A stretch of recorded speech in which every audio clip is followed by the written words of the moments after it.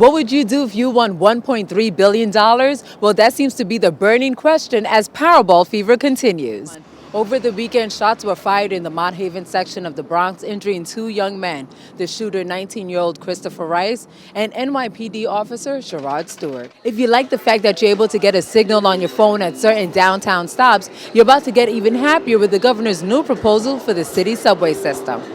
It was a packed house as Bronxites jumped at the chance to make their thoughts known on the mayor's policy on zoning. I believe there's going to be a great moment for all of us who's waiting for an impact of our housing issues. For a plan that says inclusionary, well, you know what? It's not including a whole chunk of the people that exist and live right now in these poor neighborhoods. People need to wake up, need to educate, organize, and mobilize to stop the swindle that's being perpetrated upon them. The outrage stems from Bronxites afraid that the affordable housing coming into their neighborhoods will not be for them. But those presenting the policies says that their goal is to diffuse those rumors. I understand the concerns that communities have about the city coming in to make sweeping changes to the neighborhood, but they're actually fairly minor, small changes that we're making. But what it really does is it unlocks our ability and private landowner abilities to build affordable housing, and that's the goal. Although the borough president did not attend, members from his camp say that he is listening to both sides. He does have some concerns on the proposal as it's being proposed, and he wants to be sure that there's an open forum so that all concerns, both his as well as the communities, are addressed.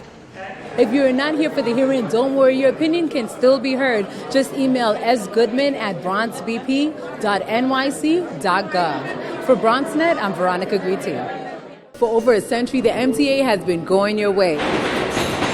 But before cell phones became our guide, there was only one thing that helped commuters get around, and that was a good old subway map. The auditorium at Cooper Union was filled with New Yorkers who came out to hear how it all began, the creation of today's subway map. 50 years ago, when Raleigh D'Adamo, a lawyer at the time, saw a newspaper ad for a design contest held by the New York Transit Authority, he jumped at the opportunity.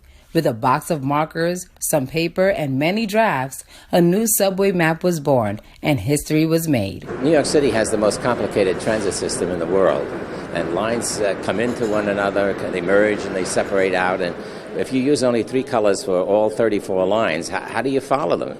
So I had the idea of giving each line its own color so that a passenger could trace it from start to finish.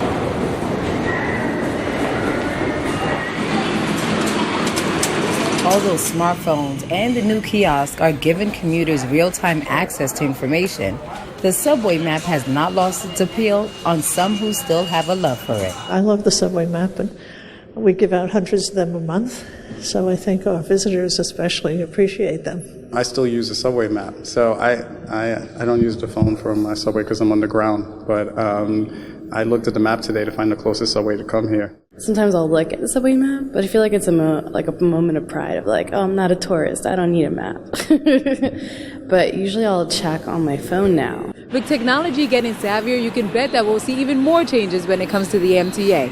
But only time will tell. In the meantime, enjoy the ride. The classes were taught by husband and wife team Tito and May Hartz, owner of East Coast United Brazilian Jiu-Jitsu in the North Bronx. I was able to get my first lesson from them on what to do if a stranger grabbed me from behind. His kneecap that way. Okay, that's the idea. I'm gonna attempt to do what he just did. Let's see. Be easy on me. Turn your head, look up. Now posture back up. She falls. Through the patience of Tito and May, I was able to accomplish my first move. Just hug tight. Now hips forward. Just drive just your hips forward. Tap. President Barack Obama delivered his final State of the Union address last night after stepping into office for 2 terms. His speech outlined that there is work that still needs to be done to create a better America. No, the last word, I'm going to ask you one more question. Do you think that his speech set the tone for 2016? Yes or no? Yes? I don't think so. I think it's just one of those conciliatory speeches where I didn't get to do what I wanted to do. I'm so sorry. I just said earlier that it sets the tone for the next Democratic president as to what we need to accomplish in our nation. Veronica, you let him launch that racist missile at me. I did not. You let me come after. That's sorry. I didn't call you a That's racist. really no, but my party, you said my party would benefit from not having an African American. That's not fair. Thank you so much, guys. Thank you for joining us this morning. We have to take a quick break, but when we return, we'll have more on a program that helps young fathers succeed. The day is finally here. BronxNet at Mercy College. Brand new master control room, state-of-the-art studio, and guess what? You can be a part of it if you want to have your own show. You come here, you take classes, and you too can be a host right here on BronxNet.